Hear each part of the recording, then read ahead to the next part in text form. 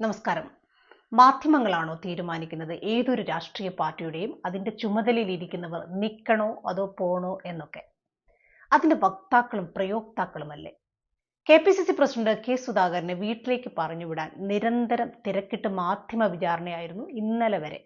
ഇന്നത് പ്രതിപക്ഷ നേതാവ് വി.ഡി. സതീശന്റെ നേർക്ക് തിരിഞ്ഞിട്ടുണ്ട്. ഇതൊക്കെ കാണുമ്പോൾ മൂന്നാമതും CPM-നെ അധികാരത്തിലെത്തിക്കാനുള്ള പണി മാധ്യമങ്ങൾ തുടങ്ങിയിരിക്കുന്നു എന്ന് വേണ്ടേ കരുതാൻ? ഇക്കഴിഞ്ഞ ദിവസവും മാധ്യമങ്ങളുടെ ചോദ്യങ്ങൾക്ക് മുമ്പിൽ ഉരുളയ്ക്ക് ഉപ്പേരി പോലെ മറുപടി പറയുന്ന കെ സുധാകരനെ മാധ്യമങ്ങൾ തന്നെയാണ് നമുക്ക് കാണിച്ചു തന്നത്. കേരളത്തിന്റെ മുഖ്യമന്ത്രി സഖാവ് പിണറായി വിജയൻ 80ലേക്ക് കടന്നിരിക്കുന്നു. മാത്രമല്ല, ഗുരുതരമായ രോഗത്തിന്റെ ചികിത്സയ്ക്കായി അമേരിക്കയിലേക്ക് അദ്ദേഹം നിരന്തരം പോയിക്കൊണ്ടേയിരിക്കുന്നു. പക്ഷെ അദ്ദേഹത്തിന്റെ അനാരോഗ്യത്തെക്കുറിച്ച് മാധ്യമങ്ങൾ മിണ്ടുന്നില്ല. അനാരോഗ്യമുള്ള പിണറായി വിജയൻ രാജിവെച്ച് മുഖ്യമന്ത്രി സ്ഥാനം MV ഗോവിന്ദന് കൊടുക്കണം എന്ന് മാധ്യമങ്ങൾ പറയുന്നത് നമ്മൾ എവിടെയും കേട്ടിട്ടുമില്ല. എല്ലാം കൂടി ചേർത്ത് വായിക്കുമ്പോൾ ചില മാധ്യമങ്ങളെങ്കിലും പിണറായി വിജയന്റെ ബി ടീമായി പ്രവർത്തിക്കുന്നില്ലേ എന്ന് സംശയിക്കുന്നതിൽ എന്താണ് തെറ്റ്?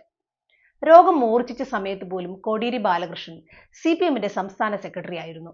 മകന്റെ കേസുമായി ബന്ധപ്പെട്ടാണ് അദ്ദേഹം താൽക്കാലികമായി ചുമതലയിൽ നിന്ന് അന്ന് മാറി നിന്നത്.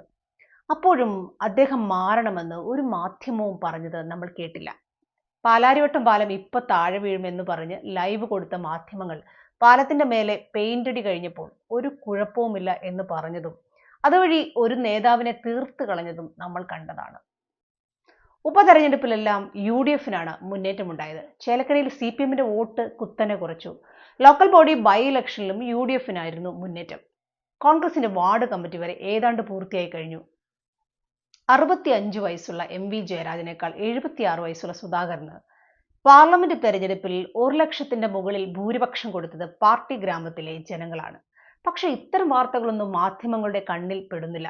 പകരം കെ സുധാകരന് നാളെ എങ്ങാനും അനാരോഗ്യം ഉണ്ടായാലോ? കെ സുധാകരനും വി.ഡി. സതീശനും ഉത്തര ധ്രുവത്തിലാണോ അതോ ദക്ഷിണ ധ്രുവത്തിലാണോ? അല്ലെങ്കിൽ രാവിലെ തൊട്ട് വൈകുന്നേരം വരെ മസ്തകത്തിൽ വെടിയേറ്റ ആനയുടെ ലൈവ് പരിപാടി തുടങ്ങിയവയൊക്കെയാണ് പല ചാനലുകൾക്കും താല്പര്യം. പാർട്ടി അധ്യക്ഷനെ മാറ്റാൻ അണികൾ മുറവിളി കൂട്ടിയിട്ടില്ല. ഹൈക്കമാൻഡ് അദ്ദേഹത്തോട് മാറണമെന്ന് ആവശ്യപ്പെട്ടിട്ടുമില്ല.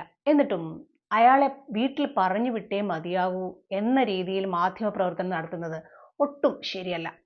സുധാകരൻ ആരോഗ്യവാനാണെങ്കിലും അല്ലെങ്കിലും CPM-ന് അദ്ദേഹത്തെ നല്ല ഭയമുണ്ട്. KK രമയെ കാണുമ്പോൾ സർപ്പദംശനമേറ്റു പൊളയുന്ന പിണറായി വിജയനെ പോലെ തന്നെയാണ് കെ സുധാകരനെ കാണുമ്പോൾ CPM-ഉം.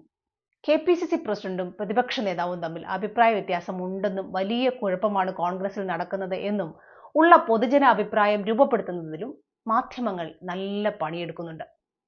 ഏതാണ്ടത് വിജയിച്ചിട്ടുമുണ്ട്.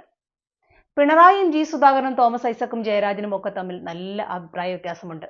പക്ഷെ ഇതൊന്നും മാധ്യമങ്ങൾക്ക് വേണ്ടേ വേണ്ട. ഇതൊക്കെ റിപ്പോർട്ട് ചെയ്യുന്ന മാധ്യമ പ്രവർത്തകന്റെ വീട്ടിലും ഉണ്ടാകും ചിലപ്പോൾ പൊരിഞ്ഞ അടി. മനുഷ്യരാണോ? അഭിപ്രായ വ്യത്യാസം ഉണ്ടാകും. അതൊക്കെ സ്വാഭാവികം മാത്രമാണ്.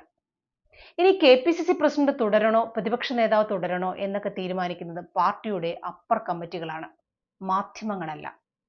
6 ലക്ഷം കോടിയുടെ കേരളത്തിന്റെ കടം, വിലക്കയറ്റം, കോടികളുടെ കള്ളു കച്ചവടം, വന്യജീവി ശല്യം തുടങ്ങി ഒരുപാട് വിഷയങ്ങൾ ഈ കൊച്ചു കേരളത്തിലുണ്ട്.